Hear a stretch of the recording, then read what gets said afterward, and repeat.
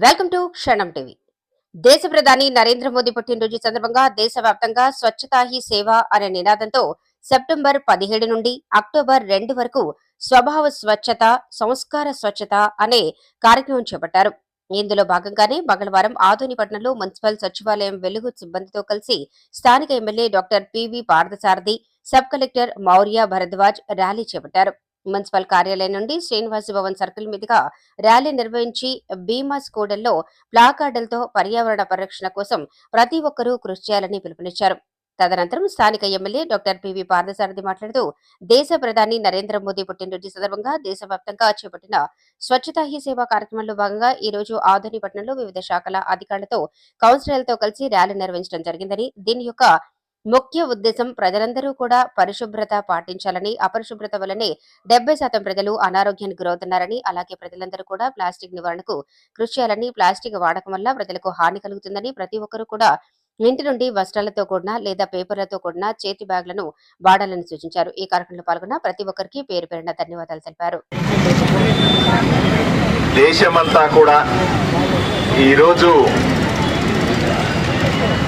మన ప్రియతమ ప్రధాని నరేంద్ర మోదీ గారి జన్మదినాన్ని పురస్కరించుకొని సేవా కార్యక్రమాలు చేస్తోంది.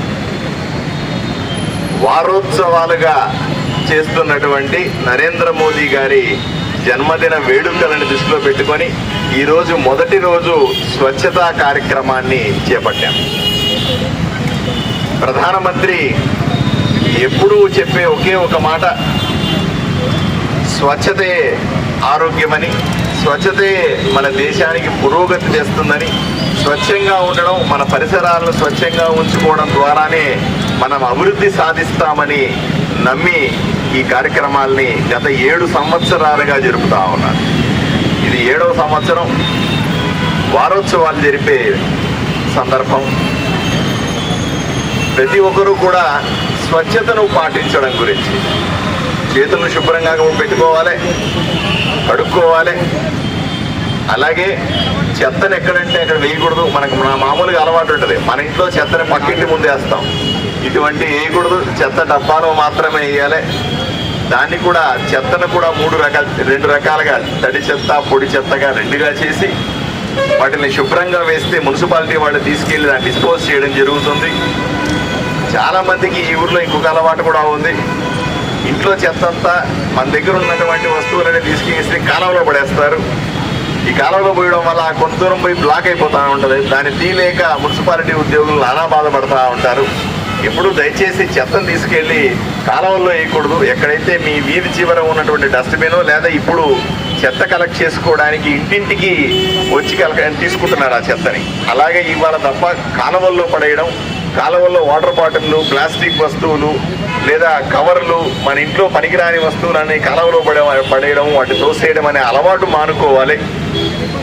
అంతేకాదు మనము వారానికి 2 గంటలు ప్రతి ఆదివారం, నరేంద్ర మోదీ గారు చాలా స్పష్టంగా చెప్పారు, వారానికి 2 గంటలు ఆదివారం 10 నుంచి 12 గంటల వరకు కూడా తప్పనిసరిగా మన వీధిని, మన ఊరిని, మన గ్రామాన్ని, మన ఇంటి చుట్టుపక్కల పరిసరాలని శుభ్రంగా ఉంచడానికి కేటాయిస్తే ఎవరికి వాళ్ళు వారానికి 2 గంటలు, సంవత్సరానికి అంటే మనకి 52 వారాలు ఉంటాయి కాబట్టి 100 గంటలు మనము ఆ స్వచ్ఛత గురించి ఆలోచన చేస్తే, మన చుట్టుపక్కల ప్రాంతం గురించి ఆలోచన చేస్తే తప్పనిసరిగా అందరూ అదే రకంగా పనిచేస్తే ఈ ఊరు బాగుంటుంది, ఈ రాష్ట్రం బాగుంటుంది, ఈ దేశం బాగుంటుందనే ఆలోచనతో నరేంద్ర మోదీ గారు ఎప్పుడు కూడా స్వచ్ఛత గురించి మాట్లాడేవాళ్ళు. అందువల్లే ఈ స్వచ్ఛతా కార్యక్రమాల కిందనే మనము దేశవ్యాప్తంగా సుమారుగా 6 కోట్ల మరుగుదొడ్లు నిర్మించాం.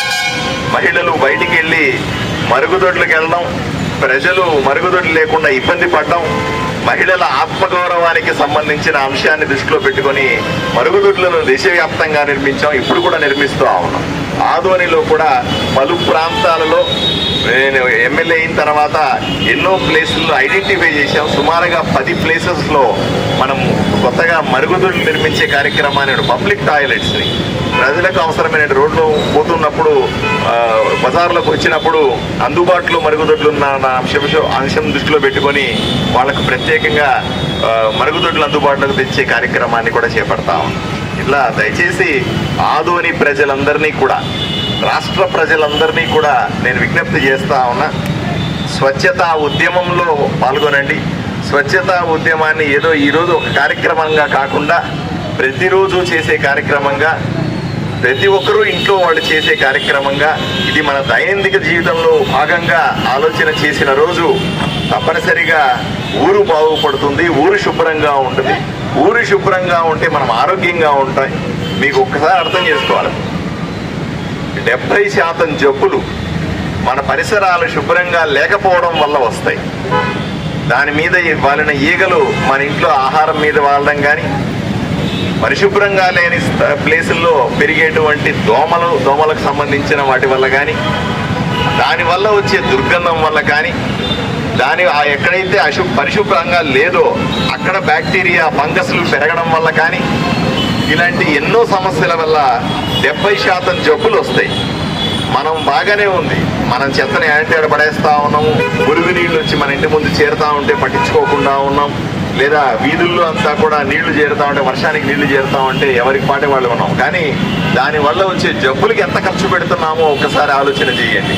దానివల్ల ఎన్ని మందులు కొంటున్నాము, ఎంతమంది డాక్టర్లకు డబ్బులు ఇస్తాము.